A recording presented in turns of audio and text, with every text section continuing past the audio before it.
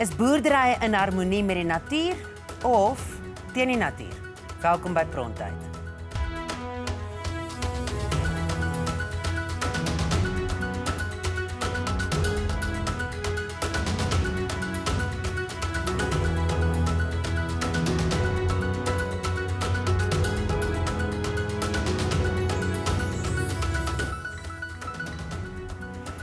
Ons het oorweldigende reaksie gekry na verlede week se program oor die landboureus ZZ2.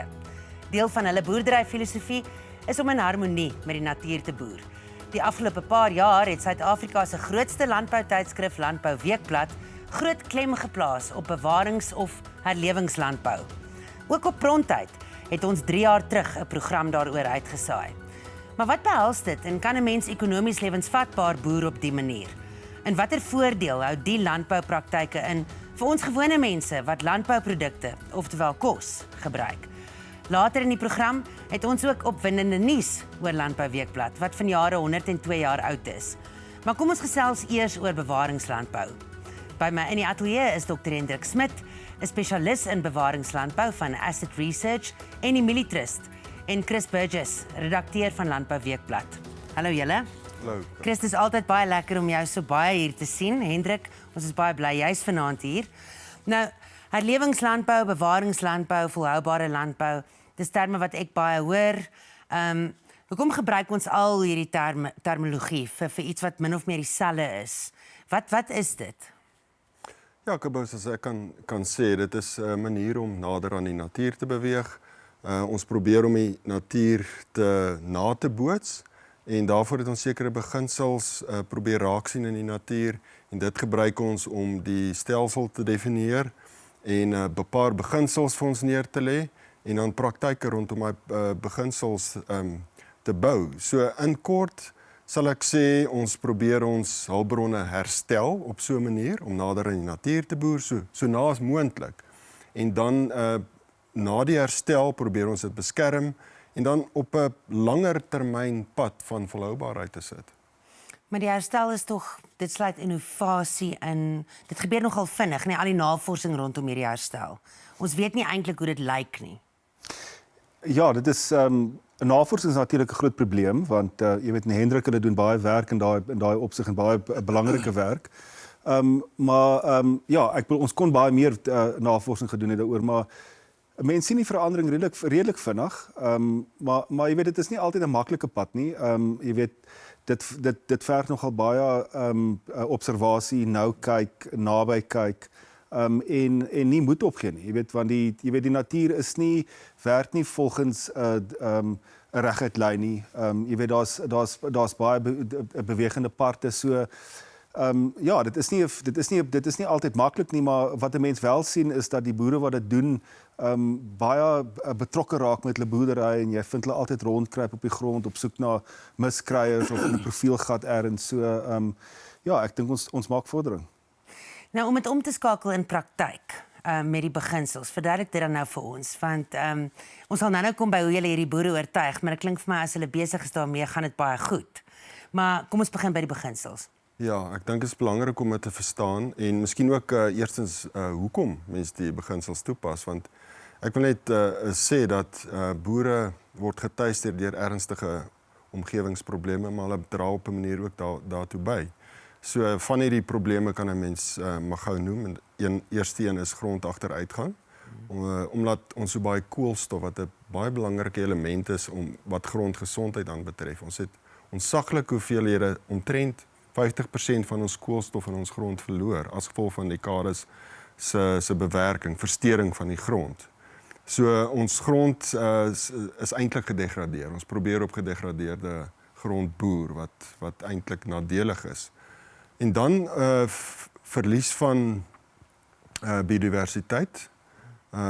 Baie van ons plante en diere en insekspesies het verlore gegaan. Ons dra baie by tot die klimaatsverandering, die aardverwarming, baie kweekhuisgasse wat vrygestel word deur landbou. Net in terme van gewasverbouing het 10.000 jaar se versteuring van grond en die verwydering van biomassa die meeste kweekhuisgasse in die atmosfeer vrygestel van alles. Die laaste 100 jaar het fossiel brandstowwe per jaar meer bygedra, maar in totaal is die meeste kweekhuisgasse uit die grond en die biomassa vrygestel as gevolg van landbou. So ons het daai geleentheid as landbouers om daai herstelproses weer toe te pas en te implementeer deur 'n paar beginsels. Miskien moet ons gou deur die beginsels gaan? Ja, en ons moet ook by die praktyk uitkom. ja. Moet dit dan toegepas word. Presies. So ek sal sê die eerste beginsel, soos wat ons nou net gesê het, is om minder te versteur, minimale grondversteuring. Want sodra mens die grond versteur, dan begin jy daai afwaartse spiraal van grond agteruit gaan. Koolstof in die lug op, water in die lug op. So ons doen dit deur geen bewerkingspraktyke, geen bewerkingsplanter.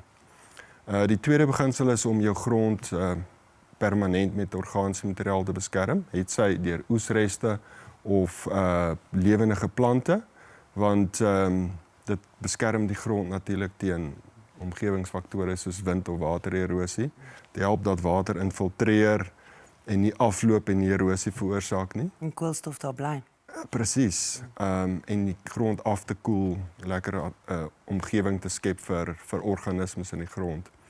En dan die derde beginsel is diversiteit. So jy wil soveel as moontlik plante en diere in jou stelsel hê, want dit het 'n positiewe impak op die grond en ook op die biodiversiteit. En dit beteken ook lewende wortels solank as moontlik in die grond, want daai lewende wortels skei wortelsappe af wat natuurlik grondlewe voed. En dis daai lewe in die grond wat grond weer laat herleef en herstel en produktief maak en verskeie dienste en funksies lewer. Chris, gee vir my 'n voorbeeld van hoe die diversifikasie help. Wel, jy weet, 'n familieboerdery byvoorbeeld. Jy weet in die ou dae was familieplase baie gediversifiseer. Jy het 'n paar skape gehad, 'n paar beeste gehad, jy het bietjie gesaai en so aan. En jy weet daai diversifikasie bou eerstens veerkragtigheid in jou besigheid in, want jy weet as dit nie goed gaan met jou skape nie, gaan dit bietjie beter met jou beeste of wat ook al. Maar soos Hendrik gesê het, ek bedoel dis 'n hele stelsel. So as jy na die natuur kyk, diere en plante is alles geïntegreer. Ek bedoel hulle bestaan nie in isolasie nie.